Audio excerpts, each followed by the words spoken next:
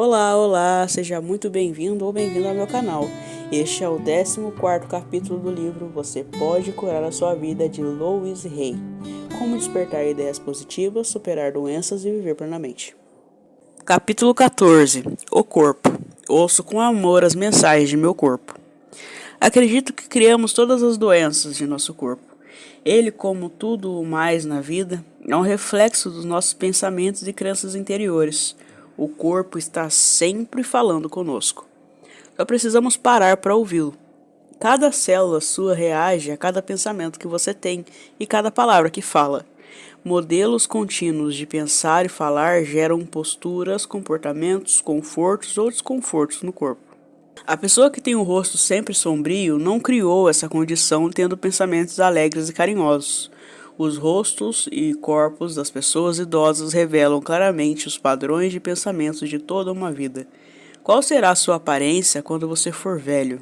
Estou incluindo nessa seção minha lista de prováveis padrões mentais que criam doenças no corpo, bem como os novos padrões de pensamento ou afirmações que devem ser usados para criar a saúde.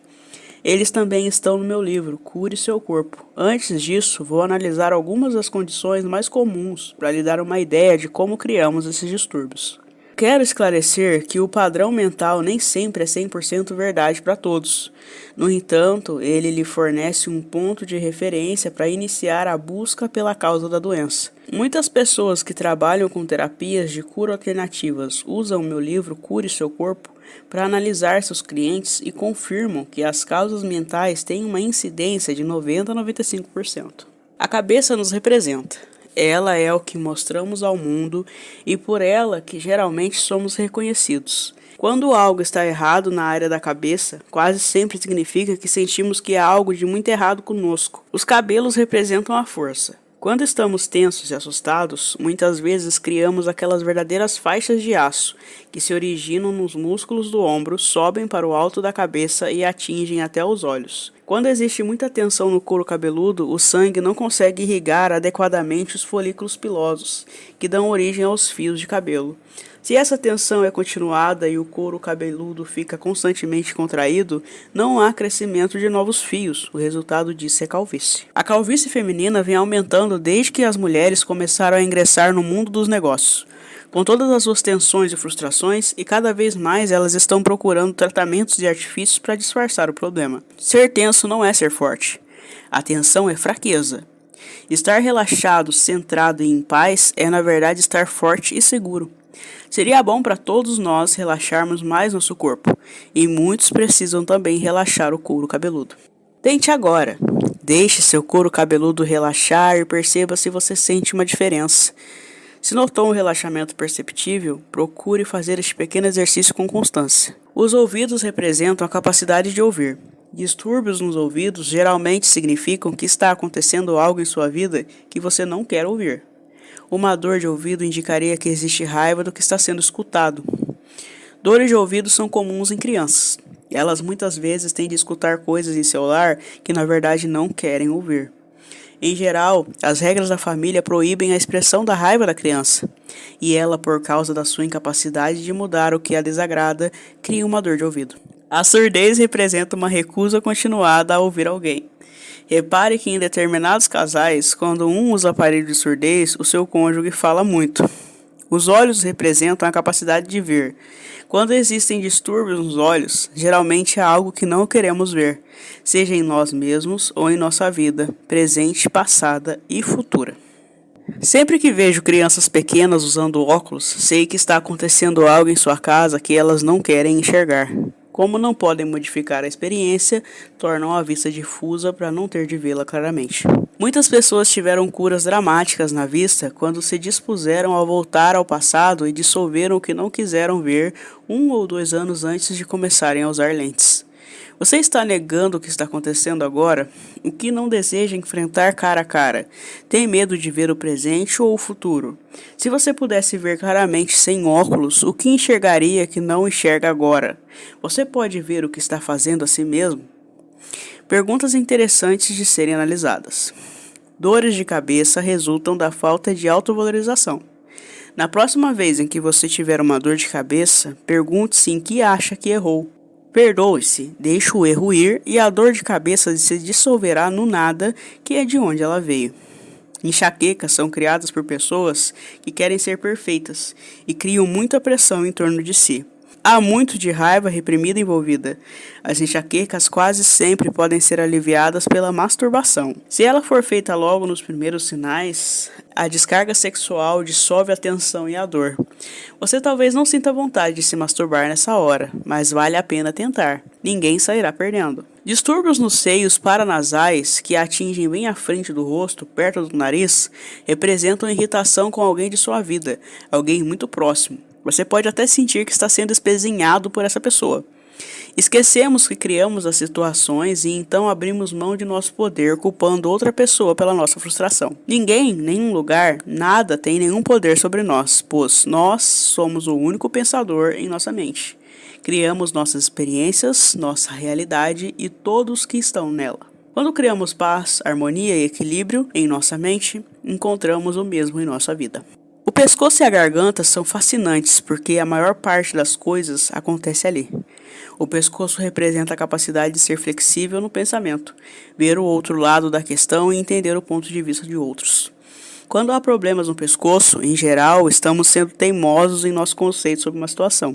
Sempre que vejo alguém usando um colar ortopédico, sei que essa pessoa está convencida do seu ponto de vista sobre uma questão e teima em não ver o outro lado. A propósito, Virginia Satir, a brilhante terapeuta familiar, diz que fez uma pesquisa boba e descobriu que existem mais de 250 maneiras diferentes de se lavar a louça, dependendo de quem lava ou dos produtos utilizados. Então, quando nos prendemos à crença de que há apenas um jeito ou um ponto de vista, estamos deixando de fora muitas coisas boas em nossa vida. A garganta representa a nossa capacidade de falar em favor de nós mesmos, pedir o que queremos, dizermos eu sou, etc. Quando temos problemas na garganta, em geral, significa que não nos sentimos no direito de expressarmos nossas coisas. Não estamos à vontade para defendermos a nós mesmos. Garganta inflamada é sempre sinal de raiva. Quando há também um resfriado, existe confusão mental junto com ela. A laringite, em geral, significa que você está tão bravo que não consegue falar. A garganta também representa o fluxo criativo no corpo. É nela que expressamos a criatividade. Quando nossa criatividade está sufocada ou frustrada, temos constantemente problemas de garganta. Isso acontece também com pessoas que vivem só para os outros, nunca fazendo o que querem, sempre tentando agradar as mães, pais, cônjuges ou chefes. Amigdalite, ou distúrbios da tireoide, refletem criatividade frustrada por não se poder fazer o que se quer.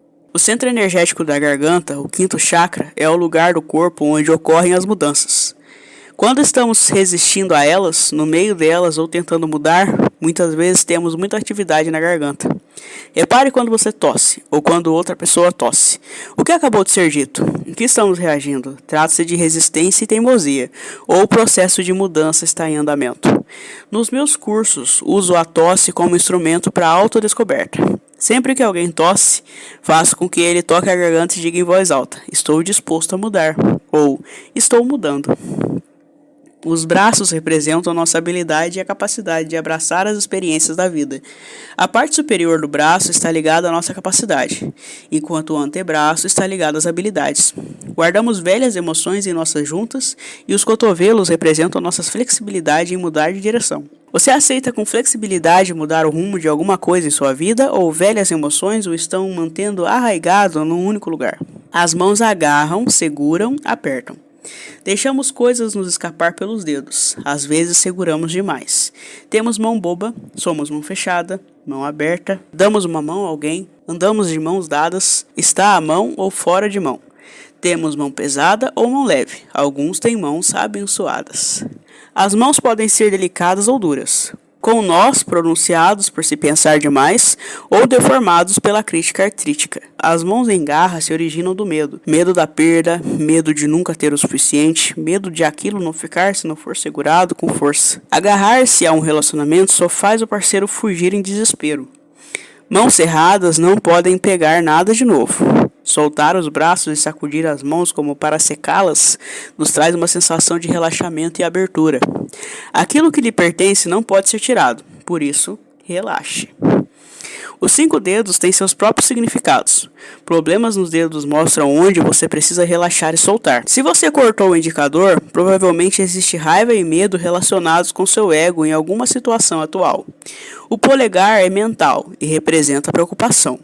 O indicador é o ego e o medo. O dedo médio está relacionado com o sexo e com a raiva. Quando você estiver com raiva, segure o dedo anular e veja se dissolver. Segure o dedo direito se estiver com raiva de um homem e o esquerdo se for a raiva de uma mulher. O dedo anular tem a ver com as uniões e o pesar. O mínimo está relacionado com a família e com o fingimento. As costas representam o nosso sistema de apoio. Problemas nas costas geralmente significam que estamos carentes de apoio. É frequente pensarmos que contamos apenas com o apoio de nossa família ou cônjuges. Porém, na realidade, contamos com o apoio total do universo, da vida em si.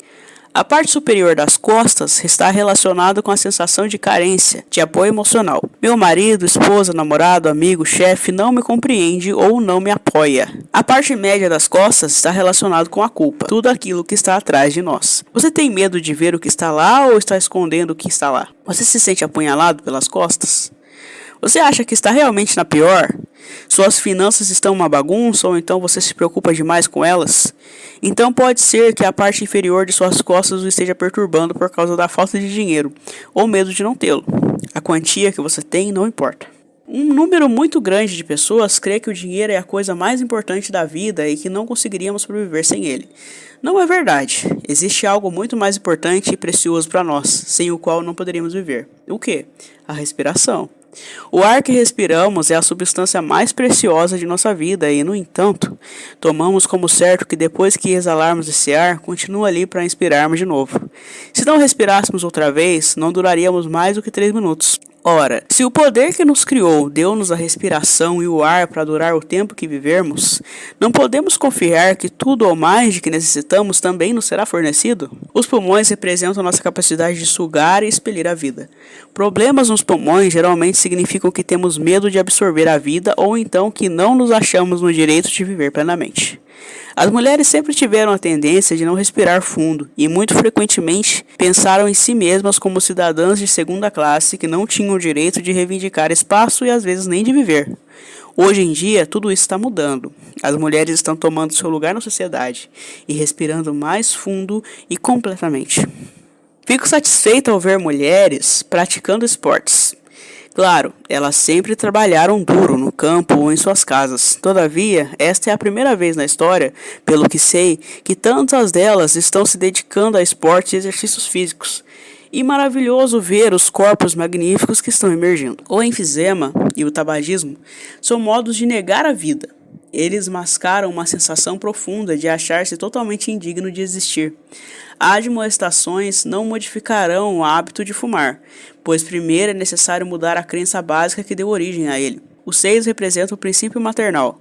Quando há problemas nos seios, geralmente significa que a mulher está sendo a supermãe de uma pessoa, lugar, coisa ou experiência. Parte do processo maternal é permitir que o filho cresça.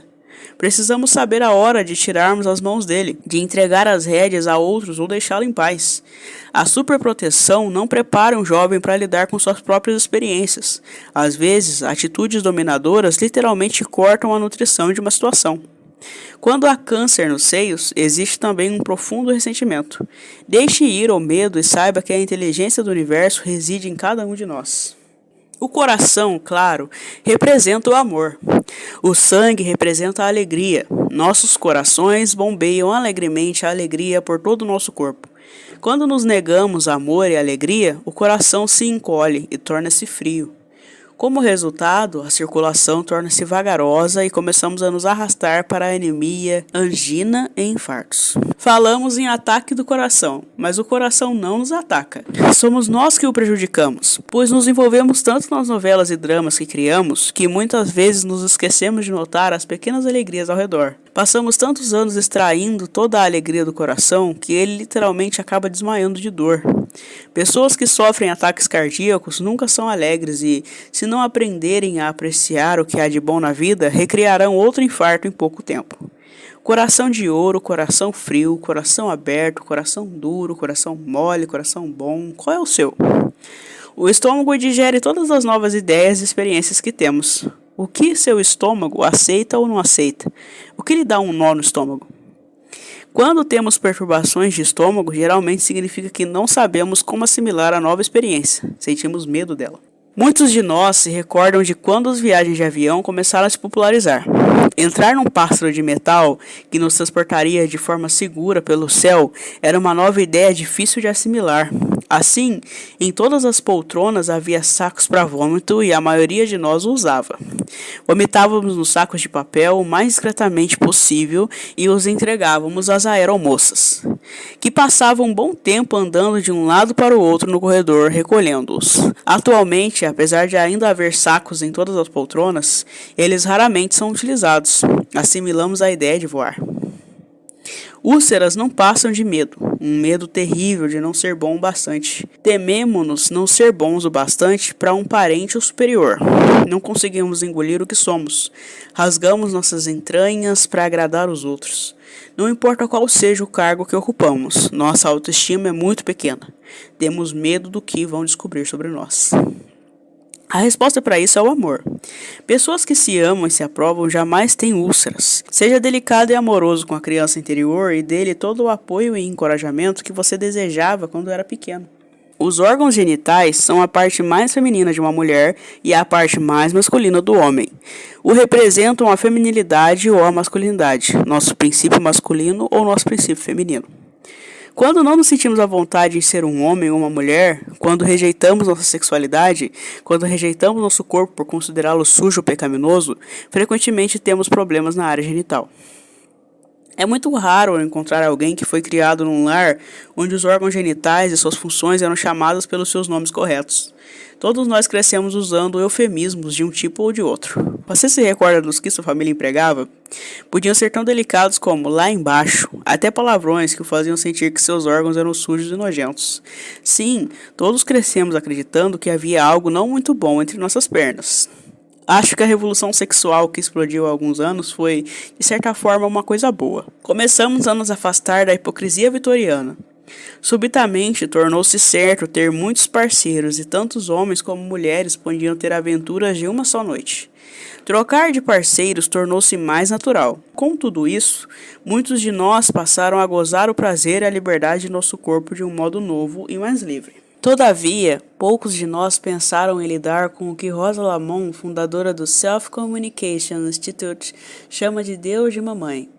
O que sua mãe lhe ensinou sobre Deus quando você tinha 3 anos ainda está no seu subconsciente, a não ser que você já tenha feito algum tipo de trabalho mental para libertá-lo. Aquele Deus era raivoso, vingativo? O que aquele Deus pensava sobre sexo? Se ainda estamos abrigando essas primeiras sensações de culpa a respeito da sexualidade e do nosso corpo, com toda certeza iremos criar punições para nós mesmos. Problemas de bexiga, ânus, próstata, pênis, bem como a vaginite, têm origem nas crenças distorcidas sobre nossos órgãos genitais e no valor de suas funções. Cada órgão de nosso corpo é uma magnífica expressão de vida com sua própria e especial função. Não pensamos em nosso fígado ou em nossos olhos como sendo sujos e pecaminosos. Por que então escolhemos acreditar que os órgãos genitais o são? O ânus é tão belo como o ouvido, por exemplo. Sem o ânus, não teríamos como expelir aquilo de que o corpo não precisa mais, e morreríamos bem rapidamente. Cada parte e função do nosso corpo é perfeita e normal, bela e natural. Peça aos clientes com problemas sexuais que comecem a se relacionar com seu ânus, pênis ou vagina, com o sentido de amor e apreciação pelas suas funções e sua beleza. Se você está estremecendo, ficando irritado com o que está lendo aqui, pergunte-se, por quê? Quem o mandou negar qualquer parte do seu corpo? Com toda certeza não foi Deus. Nossos órgãos sexuais foram criados para nos dar prazer. Negar isso é criar dor e castigo. O sexo não é apenas legal, ele é glorioso e sensacional. É tão normal para nós fazer sexo como respirar e comer. Apenas por um instante, tente visualizar a vastidão do universo. Ela está além de nossa compreensão. Até mesmo os maiores cientistas com os equipamentos mais modernos que existem não podem medi-la. Bem dentro deste universo há muitas galáxias, e numa das menores delas, num cantinho afastado, existe uma pequena estrela. Em torno dessa estrela giram umas poeirinhas, uma das quais é chamada de planeta Terra. Ora, Acho difícil acreditar que a imensa e incrível inteligência que criou o universo inteiro seja apenas um velho sentado numa nuvem acima do planeta Terra, espiando o que faço com meus órgãos genitais. No entanto, a maioria de nós teve esse conceito enfiado em nossa mente quando éramos crianças. É absolutamente vital desprendermos de nossa mente essas ideias tolas, antiquadas, que não nos apoiam nem nos nutrem. Insisto também que até nosso conceito de Deus precisa ser mudado, de forma que tenhamos um Deus para nós, não contra nós. Existe uma variedade enorme de religiões que podemos escolher. Se você atualmente tem uma que lhe diz que você é um pecador e um verme imundo, procure outra. Não estou defendendo a ideia de todos saírem por aí fazendo sexo livre à vontade. Só estou dizendo que algumas de nossas regras de vida não fazem o menor sentido, motivo pelo qual muitos as desobedecem e tornam-se hipócritas. Quando retiramos a culpa sexual das pessoas e as ensinamos a se amarem e se respeitarem, elas automaticamente passam a tratar melhor a si mesmas e aos outros, o que resulta no seu mais alto bem e maior alegria. O motivo de termos tantos problemas com nossa sexualidade é o ódio e o nojo voltados contra nós mesmos, o que nos faz tratar a nós mesmos e aos outros com mesquinhez.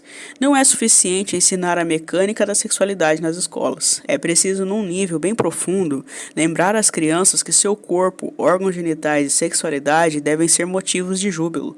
Creio firmemente que os que se amam e amam seu corpo não maltratam a si mesmos e aos outros. Em minha prática, descobri que a maioria dos problemas de bexiga tem origem na raiva contra o parceiro. O que nos irrita está relacionado com nossa feminilidade ou masculinidade. As mulheres têm mais distúrbios de bexiga do que os homens porque têm uma maior tendência para ocultar sua mágoa. Voltando à vaginite, ela em geral está envolvida com a sensação de se sentir romanticamente magoado por um parceiro. Os problemas de próstata têm muito a ver com a autovalorização e a crença de que à medida que vai se tornando mais velho, o homem torna-se menos homem. A impotência tem origem no medo e às vezes está relacionado com o ressentimento contra uma parceira anterior. A frigidez também vem do medo ou da crença de que é errado gozar dos prazeres do corpo. Ela pode ainda ser causada por nojo de si mesmo e às vezes é intensificada por um parceiro de pouca sensibilidade. A tensão pré-menstrual, que vem atingindo proporções epidêmicas, está diretamente relacionado com o aumento da propaganda nos meios de comunicação. Esses anúncios imprimem sem parar nas mentes femininas que o corpo deve ser borrifado, empoado, lavado e, de uma forma geral, super higienizado com os mais diferentes produtos para torná-lo razoavelmente aceitável. Ora, ao mesmo tempo que as mulheres estão assumindo sua posição igualitária na sociedade, também estão sendo bombardeadas com a mensagem negativa de que os processos orgânicos femininos têm algo de errado.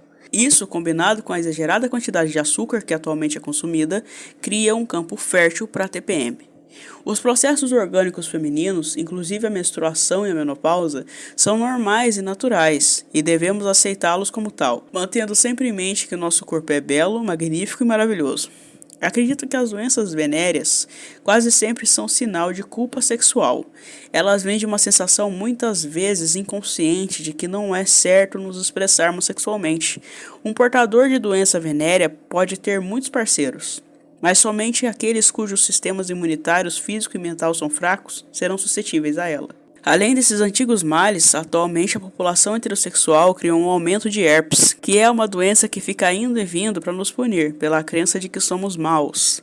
A herpes tem a tendência de surgir quando estamos emocionalmente desequilibrados, o que por si só já conta muito. Agora vamos levar essa mesma teoria para a comunidade gay, que além de ter os mesmos problemas que as outras, enfrenta uma grande parte da sociedade apontando o dedo para ela dizendo maus. Em geral, as próprias mães e pais dos gays também estão afirmando vocês são maus. É uma carga muito pesada. Então os gays acabaram sofrendo muito mais com a AIDS, que é uma doença mais assustadora que a herpes e pode até ser fatal. Na sociedade heterossexual, muitas mulheres têm pavor de ficar velhas por causa dos sistemas de crenças que criamos em torno da glória da juventude. Para os homens não é tão difícil, pois eles até ganham um certo charme com um pouco de cabelos brancos e a idade lhes confere um ar respeitável, que pode despertar admiração. Isso, porém, não acontece com a maioria dos homens homossexuais, pois eles são adeptos de uma cultura que enfatiza a juventude e a beleza, ignorando os sentimentos que existem por trás da aparência física. Com muita frequência, os homossexuais acham que quando ficarem mais velhos se tornarão inúteis e indesejados, e com isso muitos criaram um estilo de vida destrutivo por pensarem que é melhor se destruírem primeiro. A exibição, a avaliação crítica constante e a recusa de manter uma união estável são alguns dos conceitos e atitudes típicos da vida gay. Essas atitudes e modelos de comportamento só podem criar culpa num nível profundo. Eu, de forma nenhuma, estou tentando criar culpa para alguém. Todavia, precisamos olhar cara a cara as coisas que têm de ser mudadas para que nossa vida funcione com amor, alegria e respeito. Há 80 anos, quase todos os homossexuais se ocultavam, e atualmente eles conseguiram criar bolsões na sociedade onde pelo menos podem ser relativamente abertos. No entanto, lamento ao ver que muito do que eles criaram só traz dor aos seus irmãos gays. Embora seja deplorável o modo como homens heterossexuais tratam os homossexuais, é trágica a maneira como muitos gays tratam outros gays. Os homens, por tradição, sempre têm mais parceiros sexuais do que as mulheres. Quando homens se unem, portanto, há muito mais sexo. Quanto a isso, tudo bem. Alguns homens gostam de ter muitos parceiros, mas para satisfazer sua necessidade de autoestima do que pelo prazer. Todavia, quando temos de nos entorpecer com álcool ou drogas todas as noites e se necessitamos de vários parceiros por dia só para provar nossa autovalorização, não estamos criando um espaço que nos nutre. É hora de fazermos algumas mudanças mentais. Esta é a época de curar, de tornar tudo pleno, não de condenar. Devemos nos desligar das limitações do passado. Somos todas expressões divinas, magníficas da vida. Vamos reivindicar esse direito agora. O cólon representa a nossa capacidade de soltar, de mandar embora o que não precisamos mais. O corpo, estando dentro do ritmo perfeito do fluxo da vida, precisa de um equilíbrio na ingestão, assimilação e eliminação. São apenas nossos medos que bloqueiam o desprendimento do que é velho. Mesmo quando pessoas que sofrem de prisão de ventre não são realmente avarentas, elas em geral temem que nunca haverá o suficiente. Agarram-se a antigos relacionamentos que só lhes causam mágoas. Têm medo de se desfazer de roupas que há anos estão fechadas nos armários porque talvez venham a precisar delas. Permanecem no emprego sufocante ou nunca se dão momentos de prazer porque pensam que precisam economizar para dias difíceis. Ora, não remexamos a lata do lixo para encontrar o almoço de hoje. Portanto, aprenda a confiar no processo da vida, sabendo que ele sempre trará o que você precisa. Nossas pernas nos conduzem pela vida.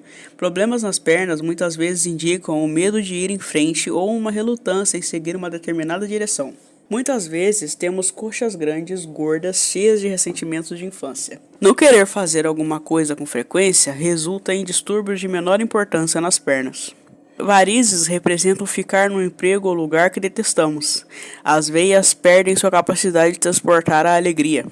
Você está indo na direção que deseja? Os joelhos, como o pescoço, têm a ver com a flexibilidade e expressam o orgulho, o ego e a teimosia. Muitas vezes, ao irmos em frente, ficamos com medo de sermos obrigados a nos dobrar. Desejamos mudar, mas não queremos modificar nossas atitudes. Isso leva à inflexibilidade e causa o enrijecimento das articulações. De todas as nossas juntas, a mais difícil de sarar quando atingida é o joelho, pois nele sempre há o envolvimento do ego e do orgulho. A próxima vez em que você tiver um problema no joelho, pergunte-se onde está sendo teimoso, onde está se recusando a dobrar. Abandone essa inflexibilidade. A vida é fluxo, a vida é movimento. E para nos sentirmos bem, temos de ser flexíveis e nos movimentar com ela. Um salgueiro se dobra e balança ao vento e é sempre gracioso. Está sempre em paz com a vida. Nossos pés têm a ver com nossa compreensão de nós mesmos e da vida. Passada, presente e futura. Muitos idosos têm dificuldade em andar, sua compreensão foi distorcida e eles sentem que não têm para onde ir. Os idosos também arrastam os pés, como relutando progredir. Já as crianças movimentam-se sobre pés alegres, quase sempre dançando. A pele representa nossa individualidade. Problemas de pele geralmente significam que achamos que nossa individualidade está sendo ameaçada de alguma forma. Sentimos que os outros têm poder sobre nós. Um dos modos mais rápidos de curar problemas de pele é se nutrir dizendo mentalmente centenas de vezes por dia: eu me aprovo. Retome seu próprio poder. Acidentes não são acidentes. Como tudo mais em nossa vida, nós os criamos. Não é que digamos, quero sofrer um acidente, mas o fato é que temos padrões de pensamento que podem atrair acidentes para nós. Há pessoas que parecem ter tendência para acidentes, enquanto outras passam a vida inteira sem nem mesmo um arranhão. Acidentes são expressões de raiva, indicam frustrações represadas diante da sensação de não ter a liberdade de falar por si. Eles também indicam rebelião contra a autoridade. Ficamos tão furiosos que queremos atingir alguém e, em vez disso, nós é que somos atingidos. Em certas ocasiões, quando ficamos com raiva de nós mesmos, quando nos sentimos culpados, quando achamos que merecemos castigo, criamos um acidente, que é um modo formidável de lidar com tudo isso. Na aparência, fomos vítimas indefesas do destino. Mas um acidente nos permite recebermos compaixão e atenção, termos nossos ferimentos tratados e ficarmos de cama, às vezes por um longo tempo, e mais, ganhamos a dor. O ponto do corpo atingido no acidente nos dá uma pista da área da vida em que nos sentimos culpados. O grau do ferimento indica qual severidade achávamos que deveríamos ser punidos e qual a duração da sentença. A anorexia, a bulimia é negar a vida a si mesmo, uma forma extrema de ódio voltado contra o próprio eu. O alimento é a nutrição no nível mais básico. Por que você nega a nutrição a si mesmo? Por que você quer morrer? O que está acontecendo em sua vida que é tão terrível a ponto de você querer sair dela? O ódio contra si mesmo é apenas ódio de um pensamento que se tem sobre si. E pensamentos podem ser mudados. O que há de tão errado com você? Foi criado numa família crítica? Teve professores críticos? Seus ensinamentos religiosos da infância lhe diziam que você não era bom o bastante? Pense bem, pois na maioria das vezes tentamos encontrar motivos que fazem sentido para nós, pelos quais não somos amados e aceitos. Devido à obsessão da indústria de moda com a magreza, muitas mulheres já têm como mensagem principal: não sou boa o bastante. O que adianta? Usarão seu corpo como alvo do seu próprio ódio. Num nível qualquer, estão dizendo: se eu fosse bem magra, eles me amariam. Isso, porém, não funciona, não leva a nada. Nada funciona de fora para dentro. As chaves do equilíbrio são a autoaprovação e a autoaceitação. A artrite é uma doença que tem origem num constante padrão de crítica, sobretudo de si mesmo, depois dos outros. Pessoas artríticas, em geral, atraem muitas críticas porque seu modo mental é criticar. Elas sofrem a praga do perfeccionismo, a necessidade de serem perfeitas o tempo todo, em todas as situações. Você conhece alguém neste planeta que é perfeito? Eu não. Por que estabelecemos modelos que dizem que temos de ser superpessoas para sermos meramente aceitáveis? Isso não passa de uma expressão muito forte do não ser bom o bastante e um pesado fardo para carregar. Eu chamo a asma de amor sufocante. Existe a sensação de que a pessoa não tem o direito de respirar por si. Crianças asmáticas com frequência têm percepção superdesenvolvida e assumem a culpa por tudo o que parece errado no seu ambiente. Sentem-se culpadas por tanto indignas e merecedoras de punição. Por este motivo, às vezes, a asma é curada com mudança de lugar, especialmente quando a família não vai junto. Em geral, com o crescimento, as crianças deixam de ter asma. Isso acontece, na verdade, porque elas acabam se afastando da família por causa dos estudos, casamento ou independência financeira, e a doença se dissolve. Com frequência, mais tarde na vida, quando uma experiência qualquer aperta um botão dentro delas, tem um novo ataque. Quando isso acontece, essas pessoas não estão, na verdade, reagindo à situação atual, mas o que costumava acontecer em sua infância. Queimaduras e bolhas, cortes, febres, chagas, inflamações e ites de todos os tipos são todos indicadores de raiva se expressando no corpo. A raiva sempre acha um meio de se expressar, não importa o quanto tentamos reprimi-la. Tememos nossa raiva por medo de destruirmos nosso mundo. No entanto, ela pode ser liberada pela simples afirmação: estou com raiva disto. É como acontece com uma caldeira, que deixa sair o excesso de vapor para não explodir. Claro, nem sempre podemos dizer isso para os que nos cercam, como o nosso patrão, por exemplo. No entanto, podemos socar a cama ou almofadas, gritar num carro ou quarto fechado ou jogar tênis. São meios inofensivos de liberar fisicamente a raiva. Pessoas espiritualizadas com frequência acreditam que não devem ficar com raiva. Claro, todos procuramos evoluir para um ponto em que não culparemos mais os outros pelos nossos sentimentos. Porém, até chegarmos lá, é mais saudável reconhecermos o que realmente sentimos no momento. O câncer é uma doença causada por um ressentimento profundo, abrigado por tanto tempo que ele literalmente começa a comer o corpo. Algo aconteceu na infância que destruiu o sentido de confiança da pessoa. Essa experiência jamais é esquecida e o indivíduo vive com autopiedade, encontrando dificuldade em estabelecer e manter relacionamentos duradouros e significativos. Por causa desse sistema de crenças, a vida parece ser uma série de decepções. Uma sensação de impotência, desesperança e perda permeia o pensamento e torna-se fácil culpar os outros por todos os problemas. As pessoas que têm câncer também são muito críticas em relação a si mesmas. Para mim, a base da cura do câncer é aprender a amar e aceitar o eu. O excesso de peso representa a necessidade de proteção. Procuramos proteção contra mágoas, desdém, crítica, maus tratos, sexualidade e avanços sexuais. Procuramos proteção por termos medo da vida, tanto em geral como um aspecto específico. Eu não tenho tendência para a gordura. No entanto, aprendi ao longo dos anos que quando estou me sentindo insegura e pouco à vontade, engordo alguns quilos. Quando a ameaça desaparece, o excesso de peso vai embora por si. Lutar contra a gordura é perda de tempo e energia. Dietas não funcionam, pois no instante em que se para, o peso aumenta de novo. O melhor regime que conheço é amar e aprovar a si mesmo, confiando no processo da vida e sentindo-se seguro por conhecer o poder da própria mente. Entre numa dieta que corta todos os pensamentos negativos e seu peso cuidará de si mesmo.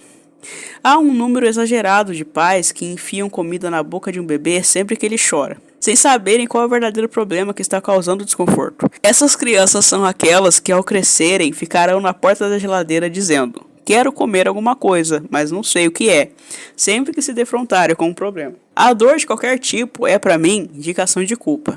A culpa sempre procura o castigo, e o castigo cria a dor. Dores crônicas têm origem em culpas crônicas, às vezes tão profundamente sepultadas que nem temos mais consciência delas. A culpa é uma emoção completamente inútil, nunca faz ninguém se sentir bem nem muda uma situação. Sua sentença agora terminou, portanto deixe-se sair da prisão. Perdoar é tão somente abandonar, livrar-se, deixar ir. Derrames são causados por coágulos sanguíneos que impedem a circulação adequada do sangue no cérebro. O cérebro é o computador do corpo, o sangue é a alegria. As veias e artérias são os canais por onde passa a alegria. Tudo funciona sob a lei e a ação do amor. Existe amor em cada pedacinho da inteligência no universo.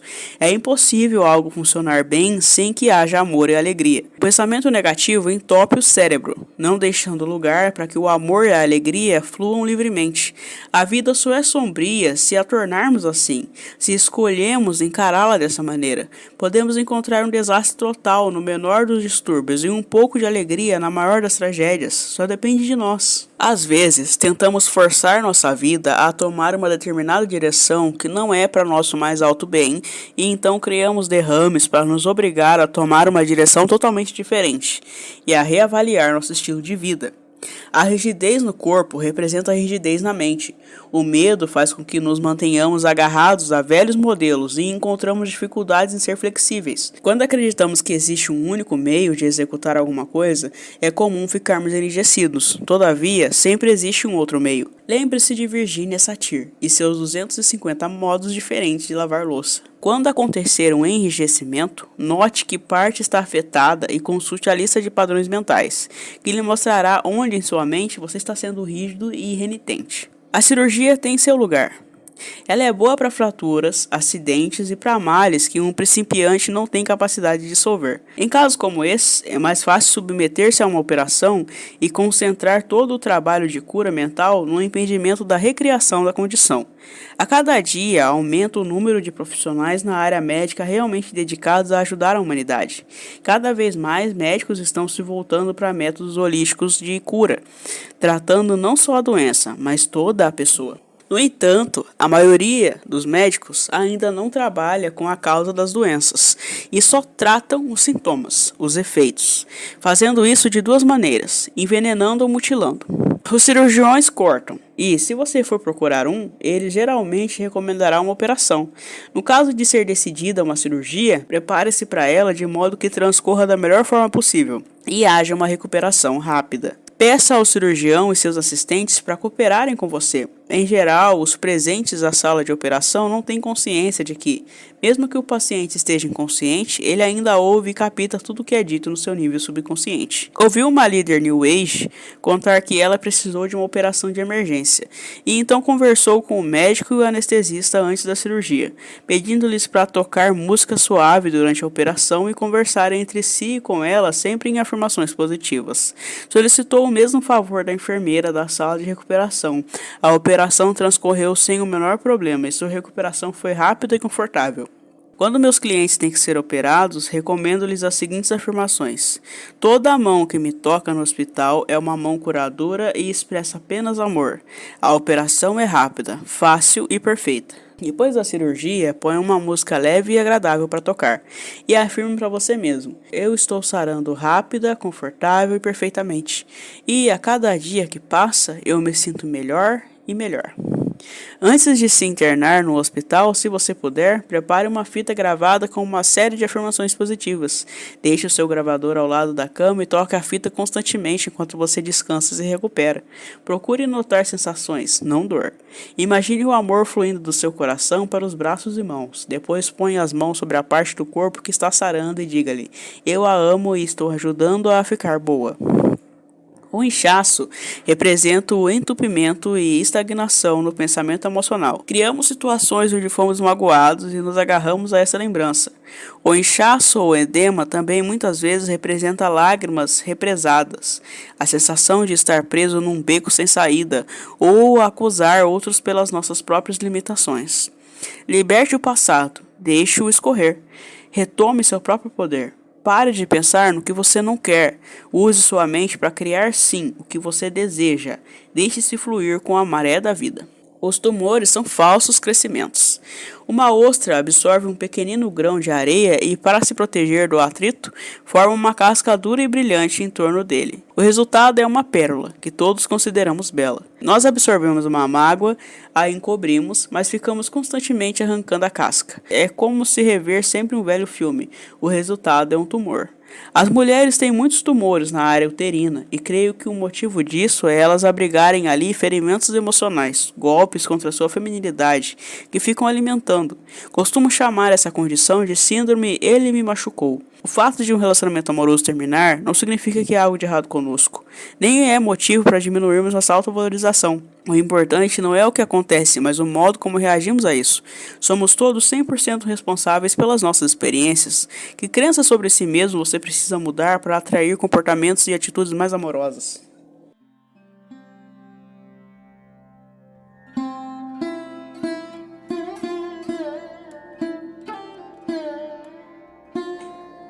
Na infinidade da vida onde estou, tudo é perfeito, pleno e completo. Reconheço o meu corpo como um bom amigo.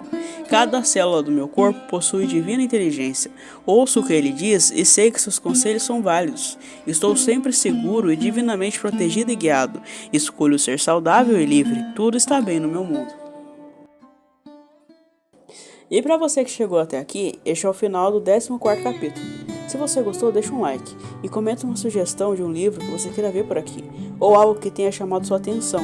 Se inscreve para não perder os próximos vídeos. Um beijão e muito obrigado. Até mais!